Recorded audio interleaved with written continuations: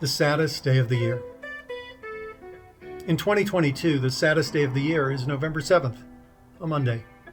The saddest days of the year are always on Mondays, always the day after the time change in the fall.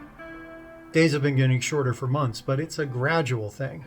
A minute or two here or there isn't something that most of us notice. Not from one day to the next, anyway. But on the saddest day of the year, we lose an hour.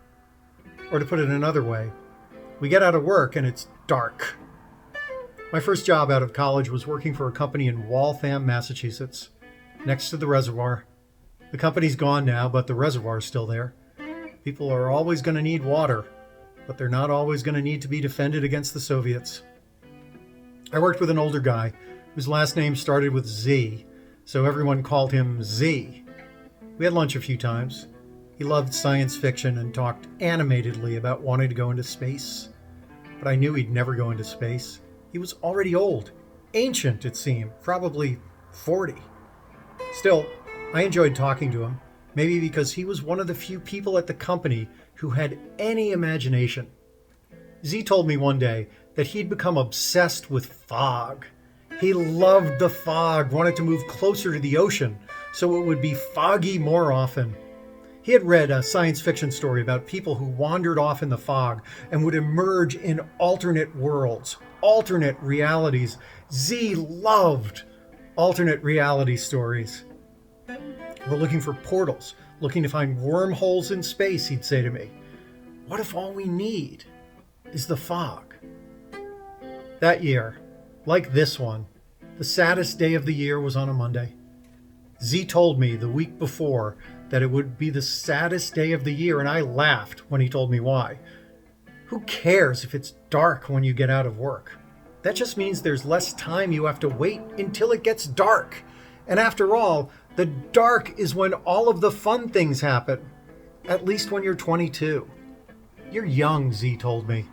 Someday, you'll understand. Z's wife showed up at work on Monday, on the saddest day of the year. None of us expected her. Few of us had ever met her, but there she was. Mrs. Z, with two little kids, Z Jr. and Z-et. Mrs. Z woke up on Sunday, and Z was gone.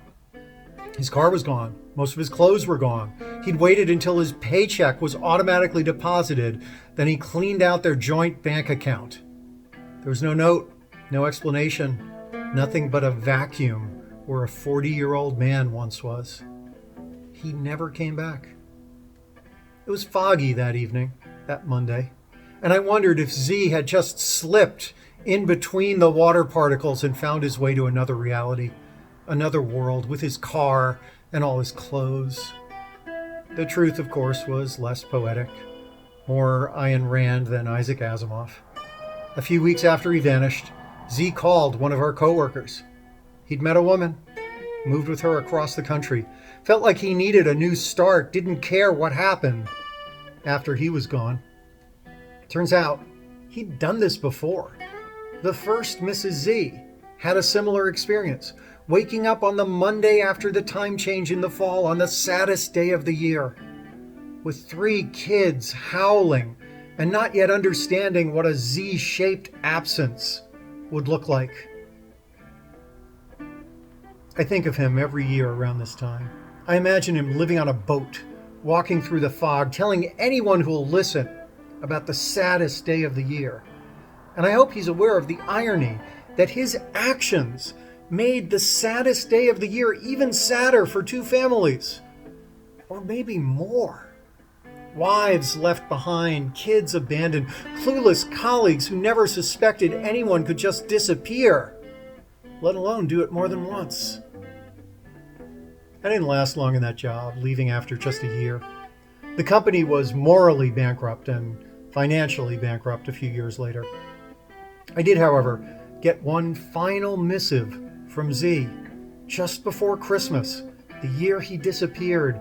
A package arrived for me at work in Waltham, next to the reservoir. It was postmarked Idaho, which was not where he had moved with the new woman. The padded envelope inside contained a Christmas card and a dog-eared paperback. The card said, "Someone passed this on to me, and now I'm passing it on to you."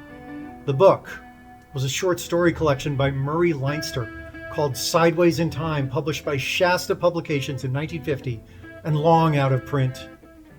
The title story, dated from 1934, and may have been the first published science fiction story that deals with traveling to alternate worlds.